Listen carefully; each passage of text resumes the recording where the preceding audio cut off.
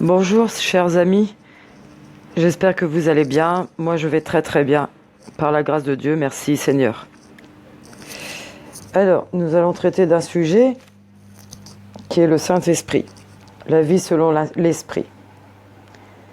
Alors, mettons de côté la loi et tout le reste. On va rester concentré sur comment vivre selon l'Esprit. Voilà, surtout quand on est chrétien. Alors, en Matthieu 5, versets 20 à 28, je vous invite à prendre vos Bibles. Matthieu chapitre 5, versets 20 à 28. Pas la loi pour ceux... Alors, pas de loi pour ceux qui vivent de l'esprit.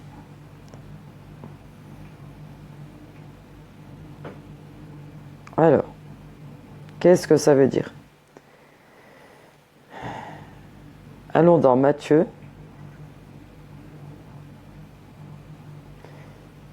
Méditons la parole qui dit... Nous allons développer de façon claire Matthieu 5, versets 20 à 28. C'est l'apôtre Paul qui nous dit que nous vivrons de l'Esprit, du Saint-Esprit. Alors, on vous a dit... Alors, Moïse, l'Ancienne Alliance.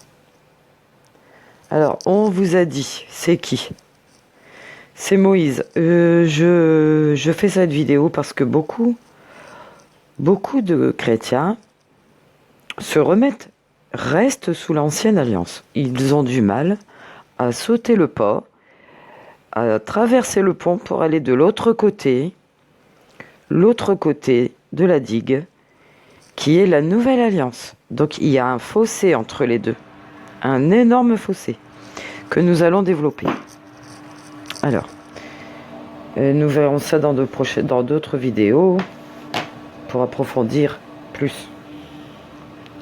Donc, on vous a dit, dans l'Ancienne Alliance, l'Ancien Testament, donc Moïse vous a dit, c'est Moïse. Et moi, je vous dis, alors, tout ce qui est venu par Moïse,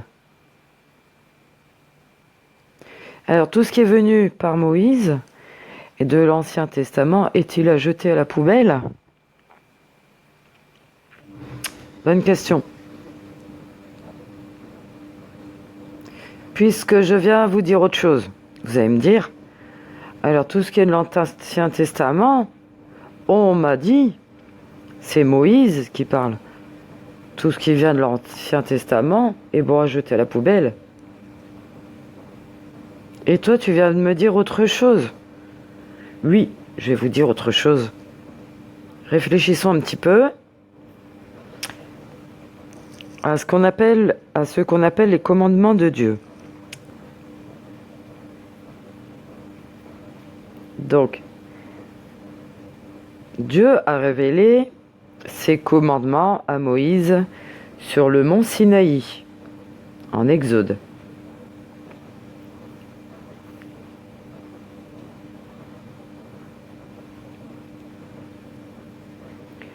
Par contre, la nouvelle loi apportée par Jésus est encore sur une montagne.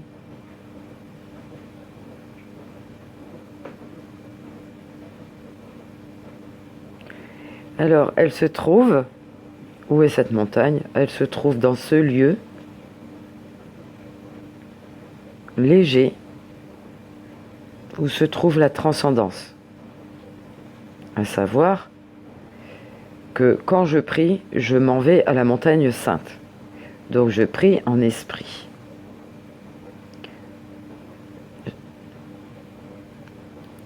Et je suis dans la transcendance absolue. Je suis en contact avec le Très-Haut.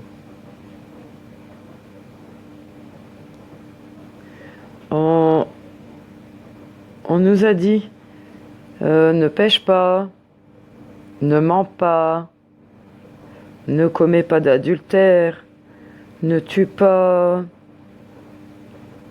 etc., etc. Et c'est sur ça qu'a été fondé le code civil qui dirige dont la justice se sert pour contrôler les divergences, les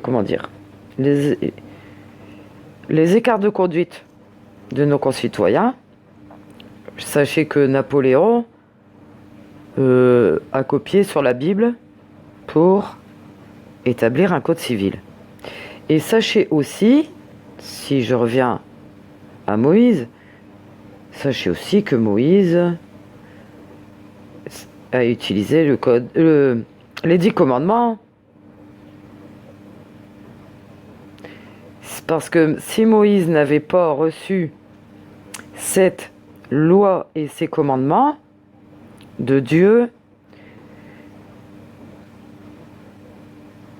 est-ce qu'il aurait pu les inventer? Peut-être. Mais est-ce que ça aurait pu être un peuple discipliné? Non.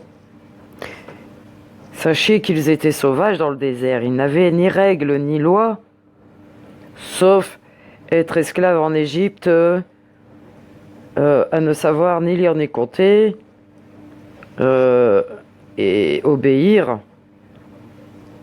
aux soldats du pharaon. Ils avaient besoin des règles. Mais nous qui avons des règles, qui avons le code civil, le code pénal, la justice française, nous sommes soumis aux autorités qui nous gouvernent. Vous allez comprendre où je veux en venir.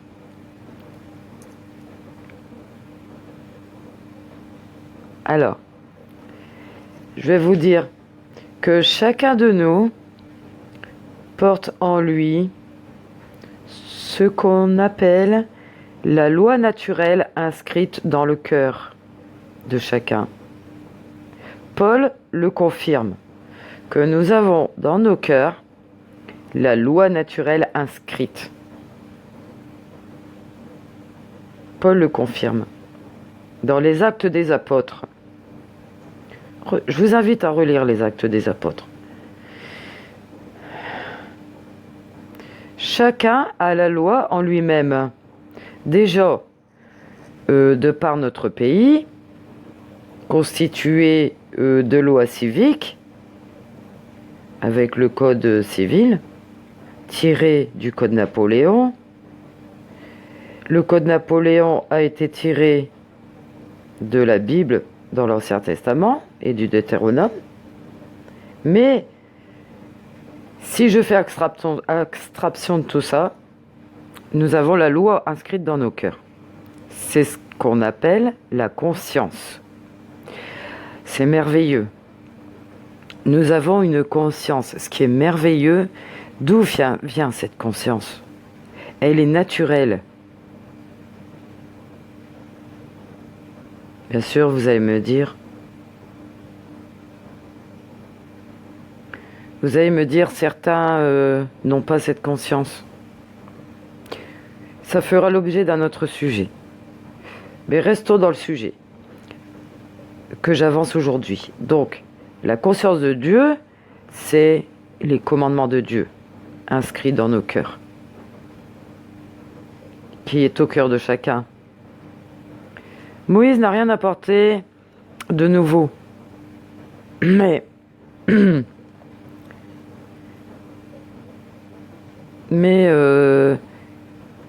c'est la formulation objective de cette loi naturelle. Alors Jésus vient et dit, tout ça c'est très bien, faites-le, mais vous n'êtes pas encore entre une véritable moralité dans la vie spirituelle. Voilà ce qui nous avance, ce qui nous apporte de plus Jésus. Nous ne sommes pas encore dans une véritable morale spirituelle. Voilà ce que Jésus nous apporte. Vous êtes au niveau de ce que tout homme, fidèle à lui-même, fier et que sa conscience fera. Et Jésus alors, il vient nous révéler la loi de l'esprit. Et Paul en parle beaucoup. Nous trouverons ça dans les Actes et nous trouverons ça dans toutes les lettres que Paul a adressées aux églises. Je vous invite à lire tous les épîtres de Paul. Je vous remercie. Alors, Jésus est venu nous révéler la loi de l'Esprit, l'Esprit Saint. L'Esprit ne se fâche plus à des interdits, des commandements. Vous allez voir après.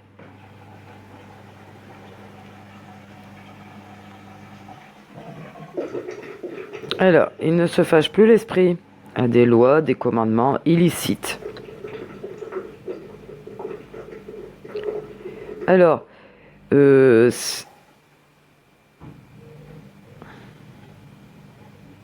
voilà, ce raisonnement convient à dire que je m'en fiche, je ne m'interroge plus sur ce qui est permis et défendu.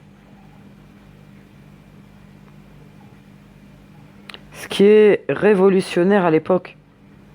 Voilà pourquoi Jésus a été poursuivi, mis à mort et aussi insulté par les docteurs de la loi. C'était révolutionnaire. Alors que pour lui, s'il n'y a plus de règles, alors quelle est cette règle ? Quelle règle appliquer ? Si je dépasse les commandements, la loi,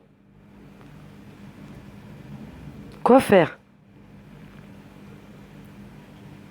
Tout ce qui te construit et te fait grandir et t'aide et qui t'aide à découvrir et à t'aimer et à aimer les uns et les autres, vivre en société, c'est vrai, c'est bon, c'est juste. Tout ce qui te diminue, tout ce qui te fait rire, c'est dans ton humanité. Tout ce qui le rend moins libre, tout ce qui le rend moins libre est moins vrai, c'est mauvais ça. Ça ne tient pas à une loi. Un commandement objectif ? Non. Ce que ça me rappelle, la loi de l'esprit. Jésus a dit, si je vous ai rendu libre, c'est pas pour que vous vous remettiez sous un autre joug. De quel joug parle-t-il ? Point d'interrogation. De quel joug ? De la loi ou de celle de l'esprit ? Paul me rappelle la loi de l'esprit.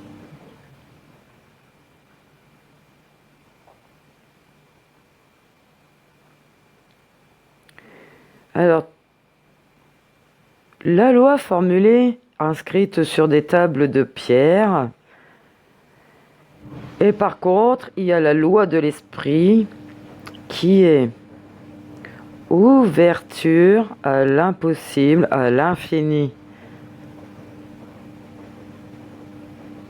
qui ne serait pas encapsulée d'une certaine manière.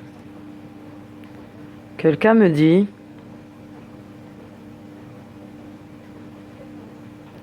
en fait, c'est pas quelqu'un, c'est Jésus. Dans le jeune homme riche, Le jeune homme riche lui demande à Jésus, que dois-je faire pour avoir la vie éternelle? Il dit, tu veux avoir la vie éternelle? Oui. Alors garde les commandements. Mais lesquels? Dit le jeune homme riche. Ceux de Moïse. Honore ton père et ta mère. Et il dit, tout ça je l'ai vécu et je l'ai gardé depuis mon enfance, lui dit le jeune homme riche. Que me reste-t-il encore à faire?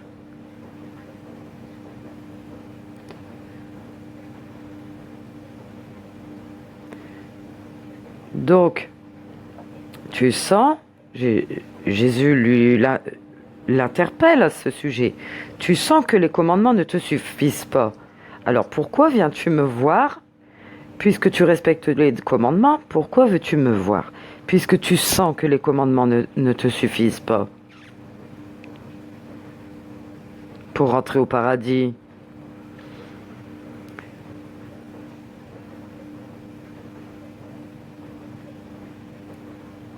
Alors Jésus a dit, pour ceux qui sont inquiets pour leur ciel, je peux leur dire que je leur ai réservé une place avec numéro au paradis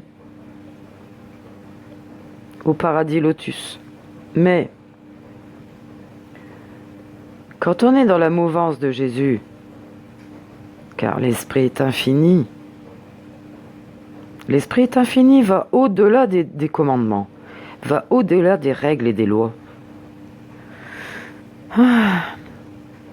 Que ça va être dur la réponse de Jésus au jeune homme riche.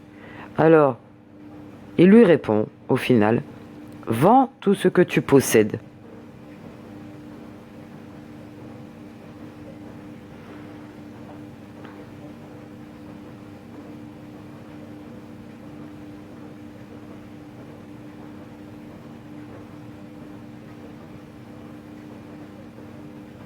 Alors, voyons le royaume de Dieu et le royaume de l'amour, la construction de la civilisation nouvelle, la construction de l'humanité nouvelle. Alors là, on n'est plus dans des détails, des permis, des défendus, de décider s'ils demandent. Mais s'ils demandent tout ça, je suis incapable d'appliquer tout ça. Si j'ai tout ça dans un autre horizon ouvert,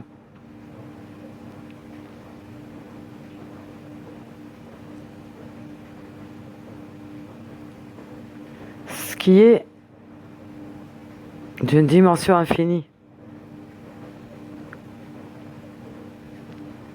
Les religions, les morales sont closes et fermées. Mais l'évangile du Nouveau Testament dépasse l'interdit.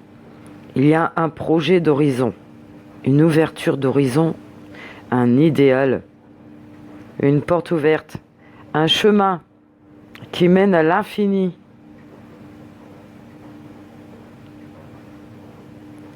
Qui est impossible et un horizon qui recule toujours.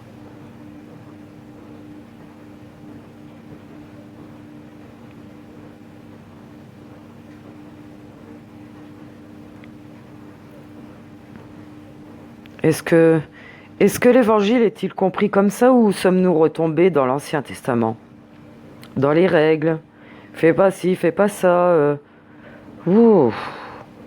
Est-ce qu'on a vraiment compris ce que nous avait dit Dieu lors de son passage sur terre? Que c'était bien plus que ça. Le permis, le défendu, le péché, le pas péché. Est-ce que nous sommes encore là? Mais ça suffit. Ça suffit. Osons aujourd'hui présenter le message de Jésus. Osons présenter aujourd'hui le message de Jésus. dans sa nouveauté, son aspect de libération. Et entrons dans cette loi de l'esprit. La lettre tue, le logos. La lettre tue, mais le réma, c'est l'esprit qui vivifie, qui donne vie à la lettre. Voilà. Entrons dans cette loi de l'esprit qui nous inspire toujours en avant, au-delà de nous-mêmes. Amen. Gloire à Dieu. Alléluia. Merci Jésus de nous avoir redonné un au-delà, un nouvel horizon, un nouvel esprit, une autre façon de vivre, une autre façon de penser, une autre façon de voir,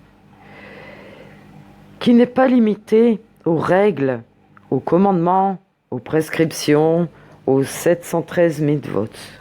Merci Jésus, car si nous nous laissons transformer, façonner, conduire, inspirer, influencer par ton Esprit Saint,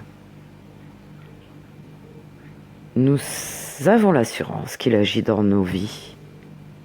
Nous avons l'assurance qu'il agit dans notre conscience, dans nos pensées, dans nos paroles, dans notre cœur, dans nos actions. Que nous ne sommes plus condamnés à chaque faute et à chaque erreur, puisque tu as porté toute la condamnation à la croix. C'est ça tout le message. Tu nous as rendus libres, Yeshua Jésus. Jésus-Christ Yeshua. Tu nous as rendus libres et nous ne sommes plus sous ce joug. Merci Seigneur. Tout le message du nouvel évangile, du Nouveau Testament, qui est la nouvelle alliance.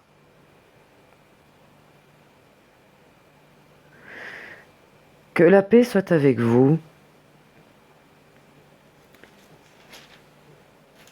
et ayez la certitude que le Saint-Esprit vous conduise dans toute sa plénitude, toute sa plénitude. Que le Seigneur soit avec ton esprit et que la grâce soit avec vous.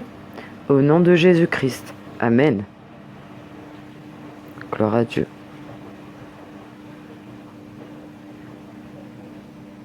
Ah non.